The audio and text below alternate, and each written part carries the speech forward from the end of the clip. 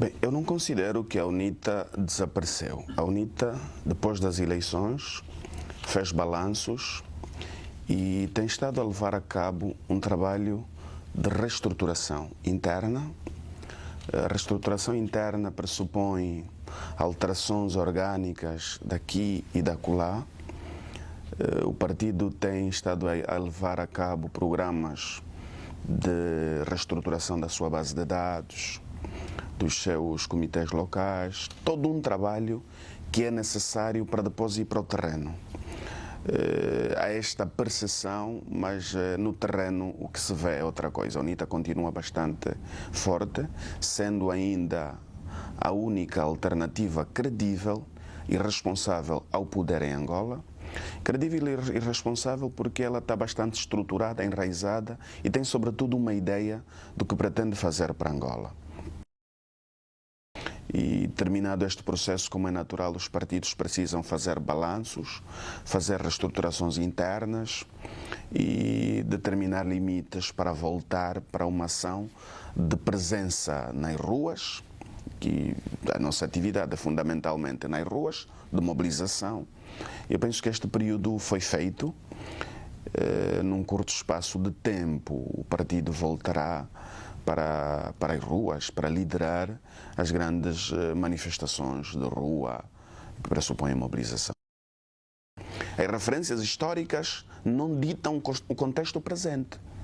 O que esses partidos devem fazer, os nossos partidos devem fazer, é formar figuras capazes de mudarem o contexto presente.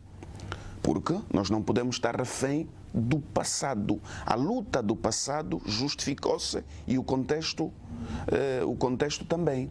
No entanto, no passado, Jonas Savimbi, presidente fundador da UNITA, Olden Roberto, Agostinho Neto lutaram para libertar Angola da dominação colonial. Qual é o desafio da juventude de hoje? É fundamentalmente libertar o povo do ponto de vista econômico. O povo africano não se libertou do ponto de vista econômico. O povo africano, de forma geral, de forma concreta, de Angola, não tem condições de fazer 3 refeições ao dia. A sua população é maioritariamente analfabeta. A sua população é maioritariamente pobre. Estes são os desafios do contexto. A UNITA deve apresentar modelos que inspirem a juventude para encetar esta luta. O passado sirva como referência. Nós somos gratos, como é natural, ao legado que essas figuras deixaram-nos. Mas não podemos estar presos a este legado. Precisamos também construir o nosso legado. Também é difícil compreender o que é o MPLA é hoje. O MPLA move-se muito mais pelos interesses. Bastará ver o que é hoje Angola e quem comanda a economia angolana são os dirigentes do MPLA. Socialistas de ontem, hoje são capitalistas, né? Um balanço deste último, que vai ser o último mandato do presidente João Lourenço. As liberdades individuais dos cidadãos, a comunicação social, fechou-se bastante. E falando para um órgão de Portugal, acho que é justo que eu fale de jovens presos, que estão neste momento presos, porque falaram mal do presidente. Como sabe, nós temos um presidente que, se um cidadão comum lhe insulta, vai para a cadeia, com a aprovação do novo Código Penal. E temos nesse momento uma influência digital, a Nete Nahara, que insultou o presidente ou dirigiu-se mal ao presidente e, portanto, está preso. Está presa, é assim que está correto. Sociedades democráticas evoluídas, um cidadão pode falar mal do presidente, porque ele é presidente e gera os recursos de todos. Desde o momento em que ele assume a posição pública, tem que compreender que vai ser elogiado e vai ser criticado. O caso de Angola não é. Você é preso porque criticou o presidente ou falou mal do presidente. Temos um jovem que está em greve de fome, o Tanais Neutro, também porque ousou fazer uma manifestação quando alterou-se o preço da gasolina, e vai a caminho de um ano preso, o Adolfo Campos, porque ousaram fazer uma manifestação. Portanto, as liberdades em Angola estão bastante restritivas. Portanto, a situação de Angola degradou-se bastante nos últimos anos. Os ativistas são asfixiados, são presos dentro do país, outros são obrigados a abandonar o país para manterem-se livres, fora da sua pátria. Igrejas, pastores são perseguidos, políticos são perseguidos, mas tudo no silêncio. Os tribunais, o que a UNITA tem feito é um processo pedagógico de educar quem está no governo no sentido de largar o poder judicial. O que a UNITA tem feito é dar garantidamente ao poder judicial o benefício da dúvida. Ok, estamos aqui, mas vamos dar. Se vocês conseguem ser independentes e tomar decisões que para o cidadão comum até são bastante claras. E o Constitucional, como é natural, está claramente amordaçado pelo poder político, não dá seguimento. A UNITA está a fazer também histórico de processos que estão ali, vão ficar para a história e leva o tempo que levar, eu penso que vai se recuperar um dia. Vão se recuperar estes processos. Principalmente as acusações que pesam sobre o Presidente da República, o atual, de promoção de várias mortes que podemos considerar alguns genocídios, no caso, o que aconteceu na Lunda Norte, o que aconteceu no Bailundo, com as manifestações do Bailundo, as manifestações da Lunda Norte e outras violações flagrantes da Constituição da República de Angola. Estas não prescrevem e os processos devem estar ali. Neste quesito, a UNITA tem estado a caminhar bem. Eu penso que é fundamental que a eleição do Presidente da República seja feita de forma direta. De forma direta, permitiria que surgissem mais figuras fora dos partidos políticos a disputarem o poder. Com autoridade, com amor à pátria, e disputassem o poder em pé da igualdade com as lideranças partidárias. E quem sabe, ganhassem eleições. A eleição direta do Presidente permite também o surgimento de plataformas eleitorais para este desafio. A forma como é feita a eleição do Presidente da República por via de uma lista partidária limita o exercício do poder político em Angola. O exercício do poder político está limitado aos partidos. Significa, para ser presidente tem que ser militante de um partido. E nem todos se revêem nos partidos. É fundamental que se faça essa revisão. Mais do que esta revisão, também é preciso discutir a forma como os deputados são eleitos. Os deputados são eleitos em lista fechada. O eleitor não conhece quem é o deputado que ele está a eleger. Ele está a votar para a UNITA, mas não conhece quem é o cidadão que consta da lista. Está lá o nome, está bem, João. O que é que o João fez? Que percurso? O que é que ele fala? Então, as listas para a eleição do deputado também devem ser abertas. Os deputados têm que ter a oportunidade de fazer campanha, se fazer conhecer. Isto acrescenta mais valor ao próprio partido. Quando é tudo fechado, eleição para presidente tem que fazer parte da lista do partido. Para deputado, lista fechada. Quer dizer, nós estamos a limitar o exercício do poder político por pequenos grupos que não representam a expressão de Angola. No seu todo, que é natural, é justo assumir isso.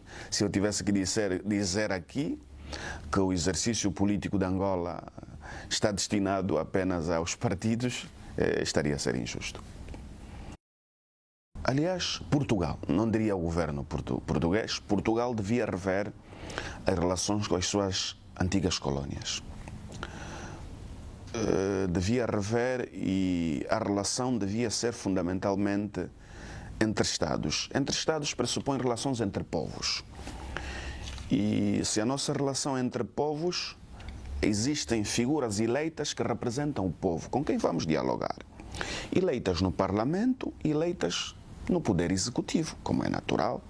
A UNITA está representada no Parlamento, deve manter relações boas com Portugal, com todas as lideranças políticas de Portugal, quem está no governo também.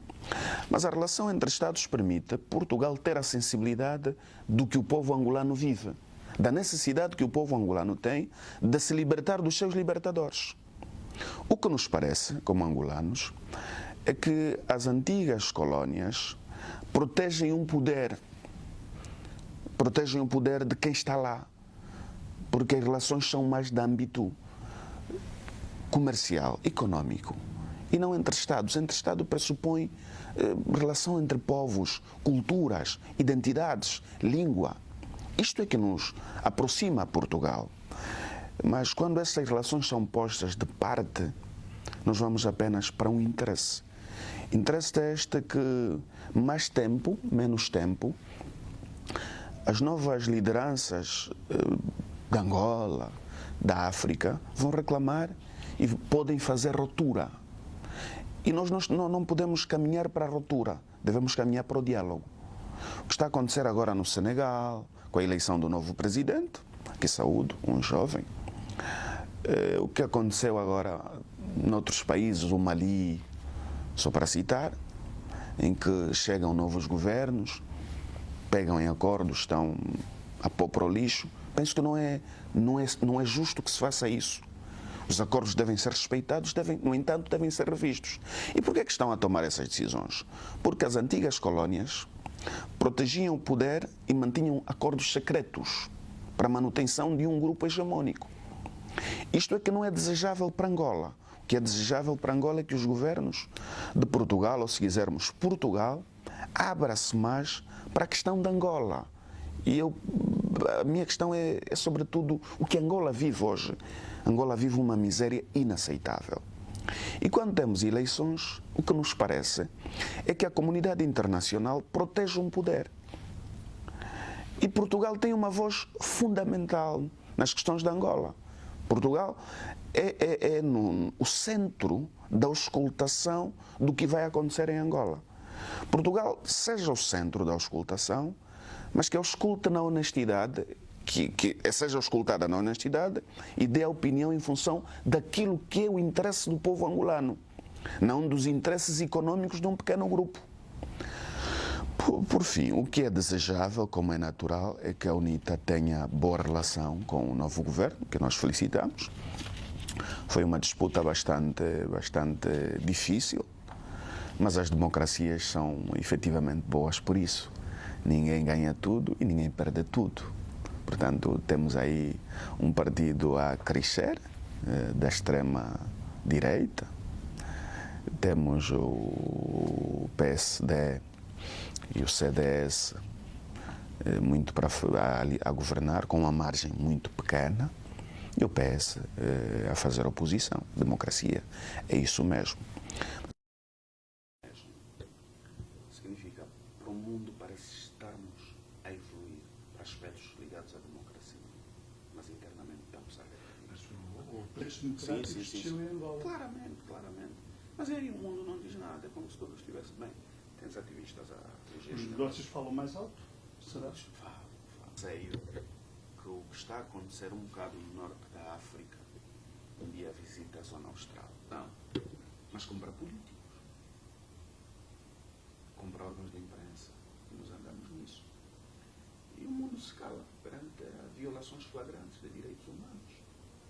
É o que há tempos tem estado a surgir lideranças levantadas, uns vão por via de golpes militares, outros vão por eleições, que é o caso que acabou de acontecer agora. Sim. Mas é mau quando surge um presidente eleito contra a vontade da comunidade internacional, depois surge e começa a fazer rupturas.